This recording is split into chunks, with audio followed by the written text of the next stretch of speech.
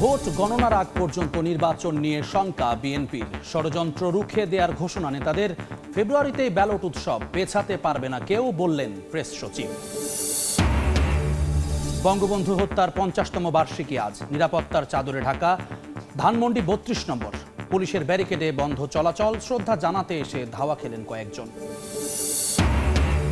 এবং লুটের সাদা পাথর উদ্ধারে আজও শত শত ট্রাকে তল্লাশি। ভোলাগঞ্জে চলছে প্রতিস্থাপন।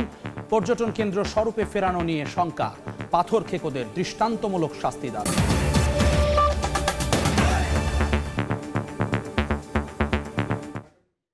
জনপদের সময় সঙ্গে আছে আমি জুম্মান সাদিক জ্যাবলিন। ভোট গণনার আগ পর্যন্ত নির্বাচন হবে কি না তা নিয়ে জনমনে শঙ্কা আছে বলে মন্তব্য করেছেন বিএনপি নেতা গয়েশ্বর চন্দ্র রায়। বিএনপি চেয়ারপারসন বেগম খালেদা জিয়ার 81তম জন্মদিন উপলক্ষে দোয়া মাহফিলে এ মন্তব্য করেন তিনি। আলাদা অনুষ্ঠানে আরেক নেতা জয়নুল আবেদিন ফারুক বলেন, সুষ্ঠু ভোট না হলে তৈরি হবে কলঙ্কজনক অধ্যায়।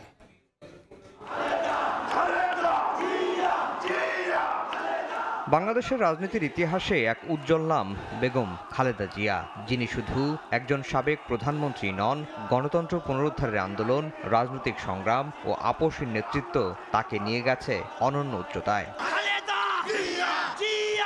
4 দশকেরও বেশি সময় ধরে বাংলাদেশ জাতীয়তাবাদী দল বিএনপির হাল ধরে আছেন বেগম জিয়া। গৃহবধূ থেকে রাজনীতির মাঠ, দলকে আগলে রেখে অল্প সময়ে প্রমাণ দিয়েছেন তার দৃঢ়তার। 15 আগস্ট বিএনপি নেত্রীর 81তম জন্মদিন। দিনটি উপলক্ষে সারা দেশে দোয়া মাহফিল করেছে বিএনপি। কেন্দ্রীয় কর্মসূচির অংশ হিসেবে শুক্রবার নয়াপল্টনে দোয়া মাহফিলের আয়োজন করে নেতাকর্মীরা। অনুষ্ঠানে বিএনপি নেতারা বলেন, বেগম জিয়ার জনপ্রিয়তার কারণে তাকে মৃত্যুর মুখে ঠেলে দিয়েছিল আওয়ামী লীগ সরকার। কারাগারে নির্যাতনের সঙ্গে জড়িতদের বিচারেরও দাবি করা হয়। কারাগারে রাখা হয়েছিল, ভুল চিকিৎসা দিয়ে তাকে মৃত্যুর মুখে ঠেলে দেওয়া হয়েছিল এবং সুচিকিৎসার জন্য বাইরে এটা না দিয়ে তার মৃত্যু নিশ্চিত করার চেষ্টা করা হয়েছিল। বেগম জিয়া জীবনে ওনার উপরে কষ্টগুলি প্রেরণ হয়েছে, অত্যাচার হয়েছে, কারাগারে শুনতে দাঁড়িয়ে তাদের সকলের একটা বিচার করা উচিত বলে আমি বিশ্বাস করি। গয়েশ্বরচন্দ্র রায় বলেন, নির্বাচন নিয়ে ষড়যন্ত্র হচ্ছে, তাই ভোট গণনার আগ পর্যন্ত নির্বাচন হবে কিনা তা নিয়ে জনমনে শঙ্কা তৈরি হয়েছে। প্রেস ক্লাবে এক অনুষ্ঠানে জয়নুল আবেদিন ফারুক বলেন, সুষ্ঠু নির্বাচন করতে না পারলে ইতিহাসের কলঙ্কে নাম লেখা থাকবে ডক্টর ইউনূসের।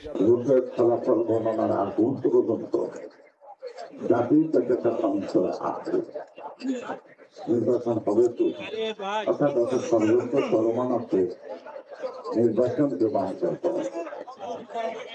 এই কারণেই আমাদের কিছু সতর্ক, সংযমী এবং ধৈর্য ধারণ করার প্রয়োজন আছে। যে শাহাবুদ্দিন রশিদানে একজন পুলিশ দিয়ে নির্বাচন করতে পেরেছে, সেই মতো একটি নির্বাচন করে ডক্টর ইউনূস আপনি ইতিহাসের পাতায় লেখা থাকবেন। যদি তাই না করতে পারেন, ইতিহাসে কলঙ্কে আপনার নাম লেখা হয়ে যাবে।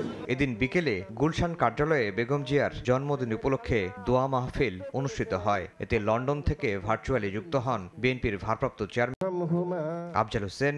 সময় সংবাদ, ঢাকা। ফেব্রুয়ারিতেই হবে ত্রয়োদশ জাতীয় সংসদ নির্বাচন।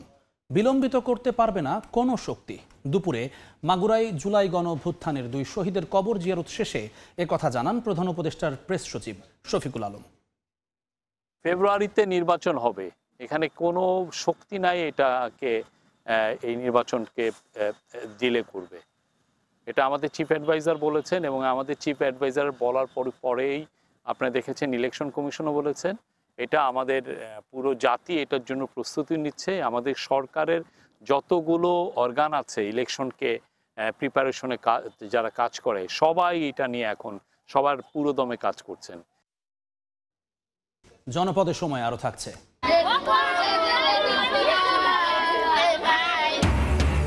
রাজশাহীতে একই পরিবারের 4 জনের লাশ উদ্ধার। পাশেই পড়েছিল চিরকুট।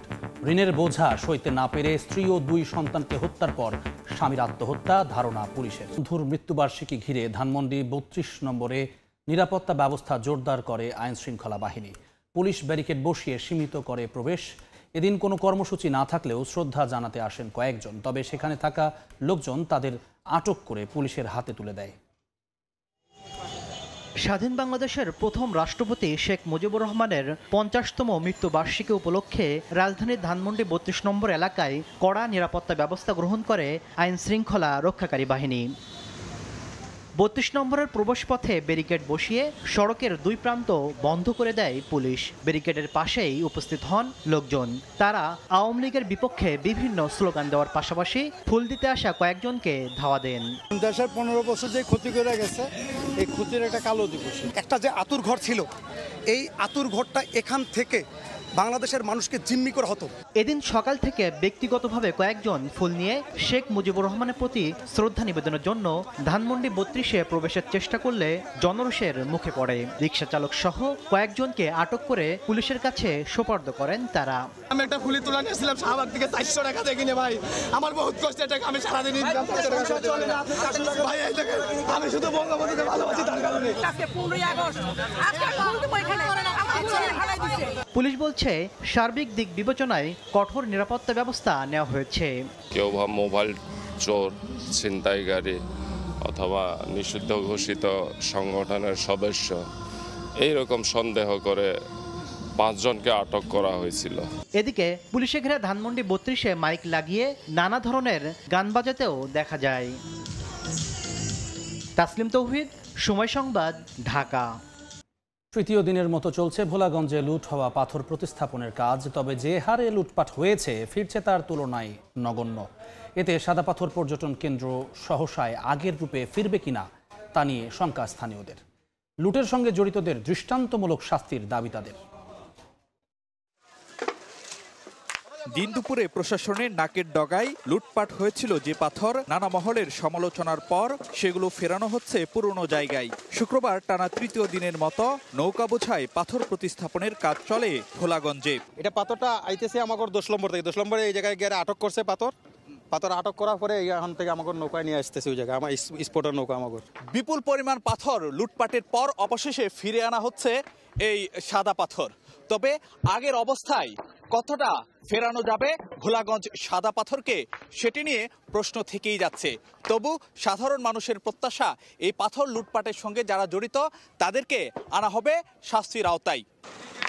তবে পাথর ফিরতে শুরু করলেও প্রশ্ন থেকে যাচ্ছে অনেক। স্থানীয়দের দাবি, যে হারে পাথর লুটে নেওয়া হয়েছিল ফিরছে তার তুলনায় অতি নগণ্য। ভোলাগঞ্জের সাদা পাথর পর্যটন কেন্দ্র সহসাই আগের রূপে ফিরবে কিনা তা নিয়ে আছে সন্দেহ, সংশয় আর শঙ্কা।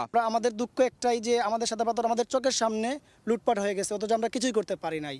প্রশাসনকে অনেকবার বলা হয়েছে, প্রশাসনের চোখের সামনে এই লুটপাটগুলো হয়েছে। শুনতে পারছি যে আমাদের সাদা পাথরে প্রায় 12,000 ফুট পাথর ফালাইছে, কিন্তু আমরা এখানে খুঁজে পাই নাই। যে পাথরগুলো নেওয়া হয়েছে ওই পরিমাণে এখানে কোনো পাথরই আসে নাই। পর্যটক আর স্থানীয় বাসিন্দা সবার দাবি নিশ্চিত হোক পাথর খেকোদের দৃষ্টান্তমূলক শাস্তি। সৌন্দর্য বলতে কিছুই তো নাই, পাথরই নাই। সঠিক তদন্ত করে তাদেরকে সঠিক শাস্তি দেয়। এদিকে লুটে নেওয়া পাথর সরানো ঠেকাতে শুক্রবারও সিলেটের সড়কে তৎপর দেখা যায় সেনা সদস্যদের। চেকপোস্টে পাথর বোঝাই শত শত ট্রাক আটকে রেখে চালানো হয় তল্লাশি। ফারুক ভিয়া, রবিন, সময় সংবাদ, সিলেট। জনপদের সময় আরও থাকছে। ফারাক্কার জল কপাট খুলে দেয় প্লাবিত কুষ্টিয়া ও নওগাঁর নিচু এলাকা। পানিবন্দী প্রায় 40,000 মানুষ, কয়েক হাজার হেক্টর জমির ফসল নষ্ট, ঋণ শোধ করা নিয়ে দুশ্চিন্তা। বাসা থেকে একই পরিবারের 4 জনের লাশ উদ্ধার করেছে পুলিশ। তাদের পাশেই পড়েছিল চিরকুট। স্ত্রী ও 2 সন্তানকে হত্যার পর স্বামী আত্মহত্যা করেছে বলে প্রাথমিকভাবে ধারণা করছে পুলিশ। সকালে পাবা উপজেলার বামুনশিকর এলাকার একটি বাসায় কৃষক মনিরুল, তার স্ত্রী স্বাধীনা বেগম, ছেলে মাহিম এবং মেয়ে মিথিলার মরদেহ দেখতে পান স্থানীয়রা। খবর পেয়ে পুলিশ গিয়ে মরদেহগুলো উদ্ধার করে। এ সময় মনিরুলের লাশের পাশে একটি চিরকুট পাওয়া যায়। স্বজন ও পুলিশের ধারণা, ঋণের বোঝা সইতে না পেরে স্ত্রী ও সন্তানদের হত্যার পর আত্মহত্যা করেন মনিরুল। ময়নাতদন্তের জন্য লাশগুলো রাজশাহী মেডিকেলে পাঠানো হয়েছে। জনপদের সময়। ফারাক্কার জল কপাট খুলে দেয়ায় প্লাবিত হয়েছে কুষ্টিয়া ও নওগাঁর নিম্নাঞ্চল। এতে প্রায় 40,000 মানুষ পানিবন্দী হয়ে পড়েছেন। কুষ্টিয়ার দৌলতপুরের 4টি ইউনিয়নের প্রায় 40,000 মানুষ পানিবন্দী। তলিয়ে গেছে ঘর বাড়ি ও রাস্তাঘাট। বন্ধ ঘোষণা করা হয়েছে 16টি বিদ্যালয়। নওগাঁয় পানিতে তলিয়ে গেছে কয়েক হাজার হেক্টর ফসলি জমি।